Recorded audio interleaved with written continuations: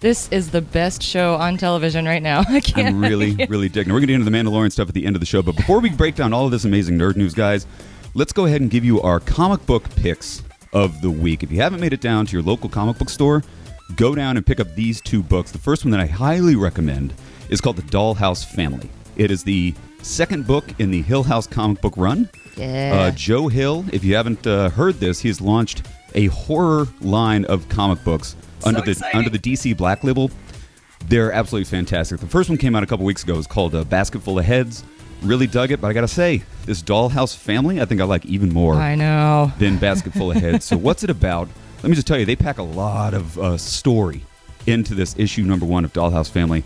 It's basically about this girl who gets sort of gifted. Mm-hmm. Well, her aunt dies, and she leaves in her will this magical dollhouse. Ooh, you got me already. I know. And so over the course of years, you find out this little girl can shrink down. She can go into the dollhouse. She can hang out and talk. All the dolls in the dollhouse come alive. It's very much like a Twilight Zone. I couldn't agree more. It has so a cool. very Twilight Zone kind of vibe. So I'm not going to give you all the details because it's a very spoiler-heavy issue number 1. So while the dollhouse thing is going on, there's this whole other thing going on. Oh, yeah. With this ancient surveyor. The surveyor back in the 1800s goes down into some cave and drops down into hell, and there's all kinds of crazy stuff going on in Dollhouse Family, guys. So if you haven't gotten on the Hill House Comics bandwagon, this is a great place to start. It's called Dollhouse Family. Pick it up at a local comic book shop this week. The second book that I cannot recommend enough, it's the Xmen Fallen Angels issue number 1. Oh, man. X-Men Fallen Angels is one of the when Jonathan Hickman did his 12 run, reinvented the X-Men, this is one of the spin-off issues. If you're not collecting all of the X-Men spin-off issues, I don't blame you. There's right. quite a few. There's too many. But if you pick up one, pick up X-Men Fallen Angels, if for no other reason.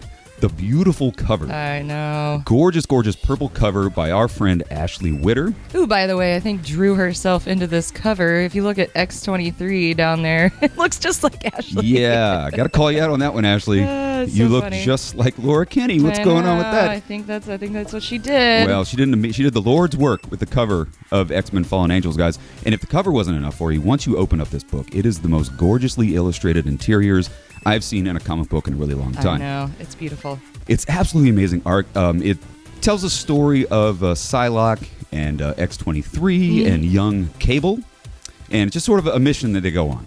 I won't give you all the details of it, but it's really, really cool. The story's outstanding. The art is spectacular. Love it. So pick up those two books, guys. Dollhouse Family, number 1. X-Men Fallen Angels, number 1. Let us know what you guys are reading in the comments section. Sound off. Did you read any of these, and what do you think? We'd love to hear. So let's go ahead and get into this week's nerd news. What do you say, Shauna? Absolutely. Let's do it. All right, guys. This is this week's nerd news.